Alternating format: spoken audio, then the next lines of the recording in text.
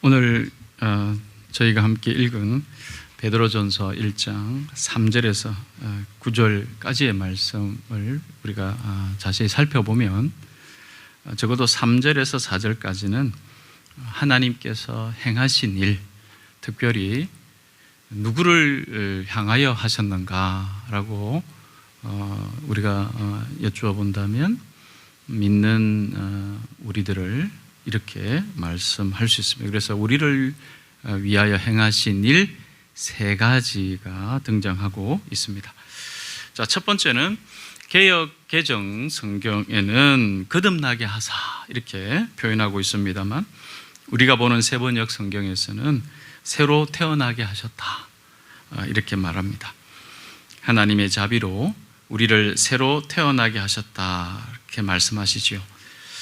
왜 우리를 불쌍히 여기셨는지, 그래서 그 크신 자비를 베푸셨는지에 대한 이유를 성경은 자세하게 설명하고 있지는 않지만, 우리는 하나님께서 베푸시는 자비를 그저 우리를 사랑하시는 하나님의 사랑으로밖에 이해할 수 없을 것 같습니다. 그저 사랑하기 때문에 철저히 타락하고 범죄한 우리 인간들에게 설명할 수 없는 자비와 사랑을 베푸셔서 죄인으로 살아가는 존재에서 하나님의 자녀, 하나님의 백성, 성도의 신분으로 이 땅을 살아가도록 새로 태어나게 하신 것이라, 이렇게 저는 믿습니다.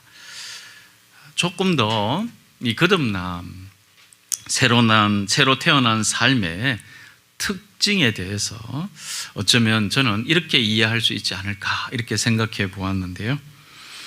제가 컴퓨터나 스마트폰 이런 운영체제에 대해서 전문가는 아니지만, 우리가 사용하는 스마트폰은 안드로이드나 아니면 iOS 둘 중 하나의 운영체제를 가지고 있다고 말합니다. 이렇게 운영체계가 다르면 안드로이드 운영체계에서 작동하던 앱이 iOS 운영체계에서는 잘 작동되지 않을 수 있죠. 내가 사용하는 스마트폰이 안드로이드 폰이면 그 운영체계에서 작동할 수 있는 앱이 설치되어야 하죠. 그런데 내가 가지고 있는 운영체계에 맞지 않는 이러한 앱을 자꾸 설치하려고 하다 보면 이제 작동이 잘 원활하지 않고, 또 앱을 사용할 수 없게 되기도 하고 효율적으로 사용할 수 없는 그런 일들을 경험하게 됩니다. 그 운영체계에 맞는 앱, 이렇게 적어도 우리는 생각을 하고 있습니다. 우리가 거듭났다는 것, 새로 태어난다는 것은 어쩌면 이 땅에서 저와 여러분의 삶의 운영체계가 완전히 바뀌는 것과 같은 거 아닌가 이렇게 생각을 해보게 되는데요. 내가 예수님을 믿기 전, 예수님을 내 삶의 주인으로 인정하기 전에 내 삶의 운영체계에서 이제는 내가 더 이상 내 삶의 주인이 아니라 내 삶의 주인은 주님이십니다, 하나님이십니다 라는 고백하는 그런 고백의 운영체계로 완전히 바뀐 삶의 상황을 내가 받아들이는 것, 이것이 새로 태어난 사람의 삶에 대해 우리가 어느 정도 이해할 수 있지 않을까 이렇게 생각해 봅니다. 만약 이렇게 이해할 수 있다면 이제 더 이상 이전의 운영체계에서 작동했던 그런 특징들, 삶의 특징들, 그런 앱들은 미련 없이 포기하는 것이 좋지 않겠습니까? 이제 새롭게 갖게 된 내 삶의 운영체계에 맞는 그런 삶의 특징들, 삶의 내용들을 다시 설치해야 되겠죠. 그리고 작동시키며 살아가야 옳을 것이다 이렇게 생각합니다. 새로 태어난다는 것은 새로운 운영체계가 작동하는 삶이다 이렇게 생각해 보았습니다. 자, 두 번째로 새로 태어나게 하실 뿐만 아니라 새로운 피조물로 살아가는 이들에게, 새롭게 태어난 새로운 삶을 살아가는 이들에게 산 소망을 갖게 해 주신다. 산 소망, 그야말로 살아있는 소망을 갖게 하셨다는 것이요. 우리는 살아있는 소망, 산 소망을 갖게 하셨다는 것은 다른 한편으로는 살아있는 소망, 산 소망이 아닌 죽은 소망을 갖고 살아가는 사람도 있다라는 것을 생각해 보게 됩니다. 제가 이번 주에 제가 수업하는 과목 중 한 과목이 종강을 했는데, 종강 때 학생들한테 이제 꽃다발을 받았습니다. 왜 줬는지 어쨌든 받았습니다. 그래서 제가 받으면서 성적하고 관계없다 이렇게 웃으면서 얘기를 했는데, 아마 그런 것 같지는 않고 이제 그 수업을 들어오시는 모든 교수님들에게 그렇게 정성껏 그 반은 준비를 해드렸습니다.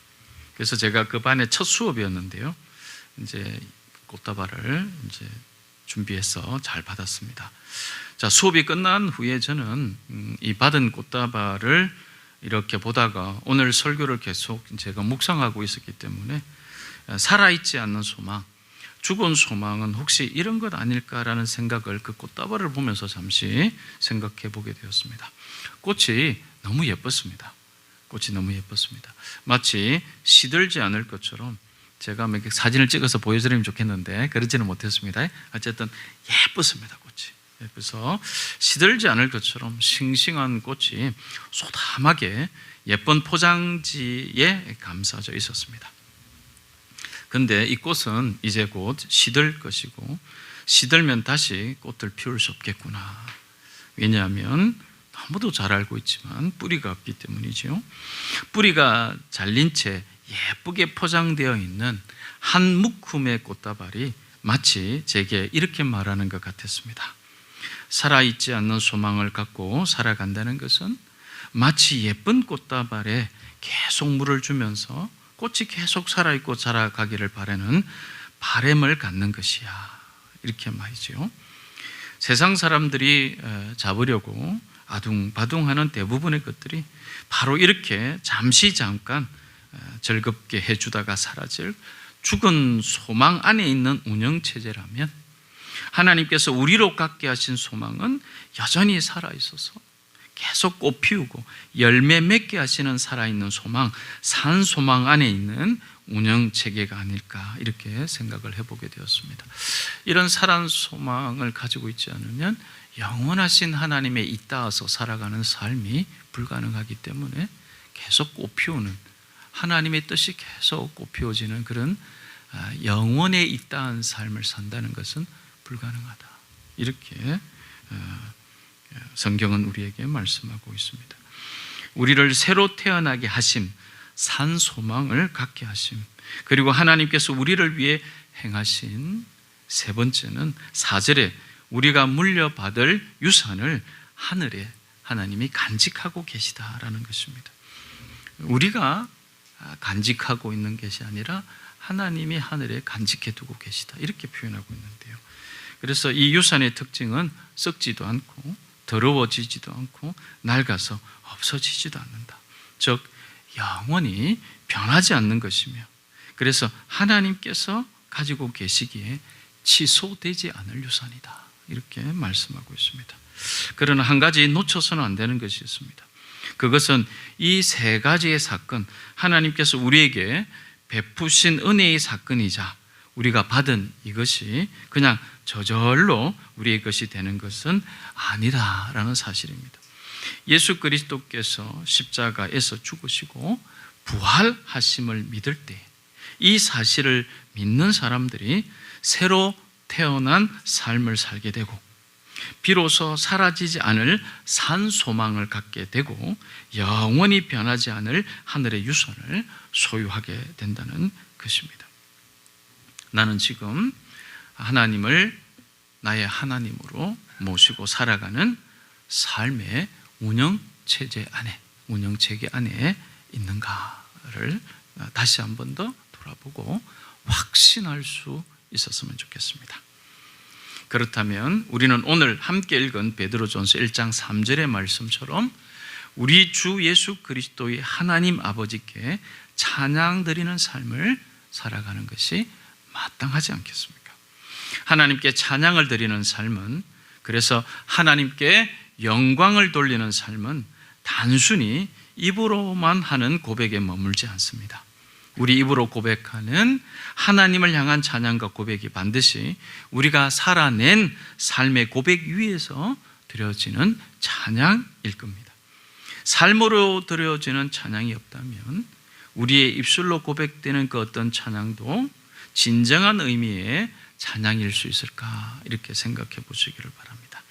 우리가 찬양을 드리면서 눈물도 흘리고 또 간절하게 기도도 하고 하는 이러한 부분들이 여러분 삶이 우리를 향하신 하나님의 놀라우신 일을 생각하며 또 그렇게 믿음 안에서의 운영체계로 드려지는 삶을 수용하고 있지 않는 상태에서 우리가 하는 이런 일들은 종교적인 행위일 수는 있지만 하나님을 진심으로 찬양합니다 라고 말하기에는 거리가 있지 않겠나, 이렇게 생각합니다. 주님의 죽으심과 부활을 믿으십니까? 예수 그리스도의 죽으심, 예수 그리스도의 부활을 여러분 믿으십니까? 그래서 하나님이 행하신, 믿는 우리들에게 행하신 놀라운 변화를 경험하고 그리고 사모하고 계십니까? 그렇다면 우리는 우리의 삶으로 그분을 찬양하게 됩니다. 그리고 5절 말씀처럼 하나님께서는 우리의 믿음을 보시고 그분의 능력으로 우리를 보호해 주시며 마지막 때에 나타나기로 되어 있는 구원을 얻게 해 주심을 믿고 살아가게 됩니다. 자, 여기서 마지막 때란 개인적인 종말, 죽는 것이겠죠. 그 다음에 우주적인 종말, 하나님의 심판의 때, 마지막 심판의 때, 개인적인 종말과 우주적인 종말 모두를 말하는 것일 수 있습니다. 그런데 혹시 우리 중 주님께서 약속하신 마지막 때에 나타날 구원을 얻을 때까지 하나님께서 그분의 능력으로 우리를 보호해 주신다 하셨으니 이 말씀, 우리를 보호해 주신다라는 이 말씀으로 이것이 곧 우리가 이 땅에서 잘 되고 복을 받고 잘 되고 우리가 원하는 것들을 하나님께서 채워주시는 그 체험받아가는 삶이다, 이렇게라고만 생각한다면 하나님을 신앙한다는 것이, 하나님께서 우리를 행하신 것을 받아들이는 이 부분들이 어쩌면 마치 든든한 보험 하나 든 것처럼 여기는 큰 오해를 하고 있을 수 있다, 이렇게 말씀을 드릴 수 있습니다. 그러니까 믿음이 보험 든 게 아니라는 거죠. 하나님을 신앙한다는 것은 여차하면 모를 수 있는 상황에 대비하는 하나의 보험을 들어놓는 이런 행위가 아니다라는 것이죠. 행여 그런 마음이 들 때가 있다면 그건 하나님의 말씀을 읽다가 만 사람과도 같습니다. 말씀을 읽다가 만 사람, 하나님의 말씀을 듣다가 만 사람과 같습니다. 그래서 복음을 제대로 이해해 보지 못하고 살아가고 있는 사람과 같다, 이렇게 말씀을 드릴 수 있습니다. 왜냐하면 하나님의 크신 능력으로 보호를 받고 살아가는데 시련으로 인한 슬픔이 등장하고 있기 때문에 그렇습니다. 다시 말해서 새로 태어나고 산 소망을 보고 그 다음에 하나님이 간직하신 유산, 이 개념 안에 중간에 하나가 빠져 있는데 이게 6절에 시련으로 인한 슬픔이 등장한다는 것입니다.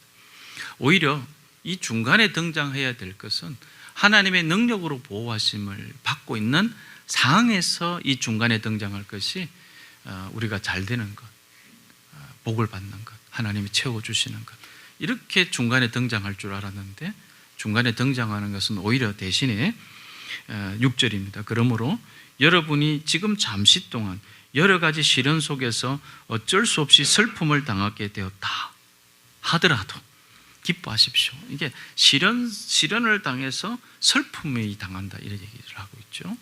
또 그런데 그걸 또 기뻐하라, 이렇게 얘기하고 있는 이 6절이 등장하고 있다라는 사실을 우리가 주목해 봐야 됩니다. 자, 우리는 지금을 살고 있죠. 예수 그리스도의 죽으심과 부활을 믿음으로 이전과는 다른 운영체계에서 살아가는 그 순간부터 약속하신 구원이 마지막 날 나타날 마지막 때까지의 중간인 오늘을, 지금을 살고 있으며 그 지금의 그 중간 과정을 하나님의 능력으로 보호를 받으며 지나가고 있는 그건 사실이란 말이죠. 그런데 앞에도 말씀드렸던 것처럼 바로 그 중간 과정 가운데 잠시 동안 여러 가지 시련을 만나게 될 것이고 어쩔 수 없이 그 시련 가운데 당하는 슬픔도 포함되어 있다는 사실을 우리가 주목해 봐야 됩니다. 하나님의 능력으로 우리가 보호를 받는다면 여러분 기대되는 것은 시련 속의 슬픔이 아니지 않겠습니까? 그런데 왜 이러한 어려움, 환난이 기술되어 있는 걸까요? 7절입니다. 하나님께서는 여러분의 믿음을 단련하셔서 불로 단련하지만 결국 없어지고 마는 금보다 더 귀한 것이 되게 하시며 예수 그리스도께서 나타나실 때에 여러분에게 칭찬과 영광과 존귀를 얻게 해 주십니다. 이게 기뻐해야 됩니다. 우리들에게 나타나셔서 칭찬과 영광과 존귀가 기뻐해야 됩니다. 신앙은 유형적이고 물질적인 부분이 들어가지 않을 수는 없지만 결국은 그렇지 않습니다. 여기에 나타나고 있는 칭찬, 그래서 칭찬이 뭐가 그렇게 우리들한테 그렇게 좋겠다 이렇게 막 다가오겠습니까? 여러분 지금 삶 속에서 주님이 칭찬하시는 게 뭐 그렇게 내 삶에 있어서 그렇게 중요하게 여겨질 수 있겠습니까? 그런데 정말 지금의 이 삶의 형편에서 주님의 칭찬이 그렇게 놀라운 사건이 될 수 있습니까? 그 다음에 주님의 영광을, 그 다음에 그 존귀를 주님께서 우리에게 허락하신다라는 것이 놀랍게 내게 다가오고 있어야 옳을 것이다 이렇게 생각합니다. 자, 이것이 오늘 설교 제목처럼 우리가 슬픔을 당하는 이유, 그러나 동시에 기뻐하는 이유라 이렇게 생각합니다. 하나님께서 사랑과 자비로 우리에게 좋은 것을 베푸셨고 마지막 때까지 우리를 보호하신다고 하셨는데 우리가 슬픔을 당해야 하는가? 그럼에도 우리는 왜 기뻐해야 하는가라는 두 가지 질문에 대한 답은 하나입니다. 우리가 슬픔을 당하는 이유, 그럼에도 기뻐해야 하는 이유가 같다는 이야기죠. 바로 하나님께서 우리의 믿음을 단련하셔서 금보다 더 귀한 것이 되게 하시기 때문입니다. 슬픔도 마찬가지고 기쁨도 마찬가지입니다. 그것이 금보다 더 귀한 것으로 이렇게 묶여져 있다 이렇게 저는 확신합니다. 레이 프리차드 목사님이 믿음의 여정이라는 책에서 잠깐 글을 인용해 봅니다. 금 1온스 한 1온스 31g 28g이라고 하는데 하여튼 31g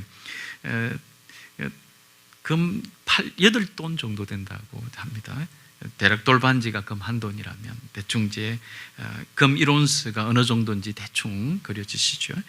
금 1온스의 순금을 생산하기 위해서는 아시다시피 4톤의 금 원석이 필요합니다. 그러니까 금 원석이 다 녹을 때까지 용광로에 넣고 가열하며 찌꺼기나 불순물은 제거되고 순금만 바닥에 가라앉게 됩니다. 이것이 바로 잠시 하나님이 우리의 시련을 통해 의도하시는 바입니다. 우리 안에 있는 하나님의 백성, 자녀의 삶에 맞지 않는 온갖 탐욕, 조급함, 불친절함, 분노, 상대방에 따라 다르게 대하는 비겁함, 정오, 질투, 이기심 등이 불로 녹여 없어지는 과정이 어쩌면 시련 속에서 당하는 슬픔의 이유이며 우리에게 이것은 평생에 걸쳐 진행되는 과정이기도 할 겁니다. 이러한 믿음의 연단되어 가는 여정을 통해 결국에 우리 안에 온전한 형상, 하나님의 형상이 회복될 것이라 이렇게 확신합니다. 베드로전서 1장 7절에 믿음을 단련하시다라는 말은 어떤 것이 실패하지 않는다는 것을 증명하기 위해서 시험을 해보다 이런 뜻을 가지고 있습니다. 자, 이것을 할 수 있을까 궁금해해서 테스트를 해보는 것이 아니라 이것을 할 수 있다는 것을 증명해 보이기 위해 테스트를 해본다라는 의미입니다. 하나님께서 우리의 믿음을 단련하신다는 것은 저와 여러분을 보시고 네가 과연 할 수 있을까라는 의문이 들기 때문에 하시는 것이 아니라 저와 여러분의 믿음이 참된 것임을 기꺼이 증명받으신다는 것입니다. 그것이 곧 믿는 저와 여러분들에게도 시련 가운데서 당하는 슬픔이 허락되고 있는 이유라, 이렇게 말씀드릴 수 있습니다. 우리의 믿음은 우리가 시련 가운데 있을 때 그 시련의 결과가 결국 좋은 것임을 통해 증명되는 것이 아니라 그 시련을 대하는 태도를 통해 증명된다고 저는 생각합니다. 어떤 사람이 병에 걸리는 시련 가운데 있다면 시련의 결국으로 그 사람이 병을 고쳤느냐 못 고쳤느냐가 그 사람의 믿음을 증명해내는 것이라기보다는 그 사람이 병에 걸리는 시련 가운데에서도 어떻게 그 시련에 반응하고 있는가라는 태도가 그 사람의 믿음을 말해주고 있다는 사실입니다. 병 고침을 통해서도, 그러나 병과 함께 있는 중에서도 동일하게 기뻐할 수 있는가? 이것이 가능하도록 시련을 통한 슬픔에 당함은 하나님께서 테스트, 이렇게 우리가 이해할 수 있습니다. 우리가 이제 이런 시련과 환난을 통해서 연단을, 그 다음에 금보다 귀한 믿음을 이 과정 안에 있다라는 사실입니다. 자, 아픔과 고통의 시련 가운데에서도 여전히 믿음을 지키고 하나님을 그 이전과 마찬가지로 우리는 예배하며 살 수 있는가? 기도하고 부르짖는데도 여전히 해결되지 않는 여러 문제들 가운데서도 시련이 없었던, 어쩌면 모든 일이 잘 되어 갔었던 때의 태도로 하나님과 이웃을 변함없이 섬길 수 있는가? 이것이 우리의 신앙의 성숙이라고 생각하고 기대하며 그렇게 나아가야 할 그런 삶의 태도입니다. 믿음의 태도입니다. 그러한 여러분들을 가리켜 말씀하고 있는, 그런 저와 여러분들을 가리켜서 말씀하고 있는 것이 8절과 9절에 나타납니다. 여러분은 그리스도를 본 일이 없으면서도 사랑하며 지금 그를 보지 못하면서도 믿으며 말로 다 표현할 수 없는 즐거움과 영광을 누리면서, 지금 누리면서 기뻐하고 있습니다. 여러분은 믿음의 목표, 곧 여러분의 영혼의 구원을 지금 받고 있는 것입니다. 우리가 믿는 바를 믿을 수 없다라고 말하는 세상을 향해 우리의 믿음을 증명하는 것은 바로 이런 태도에 있다고 저는 믿습니다. 잠시 동안 여러 가지 시련 속에서 어쩔 수 없이 슬픔, 고난을 당하게 되었을 때 이런 태도로 하나님을 찬양하고 예배하고 섬길 수 있기를 바랍니다. 이를 위해 우리는 평생을 두고 믿음을 단련하고 또 단련하게 되어 가고 있습니다. 그래서 지금이라는 시간에서 그리스도를 본 일이 없으면서도 사랑하며 믿으며 말로 표현할 수 없는 즐거움과 영광을 누리며 기뻐함으로 하나님께서 구원을 증명하시는 시간을 이해하며 저와 그렇게 살아가는 저와 여러분들이 다 되시기를 축원합니다. 기도하겠습니다.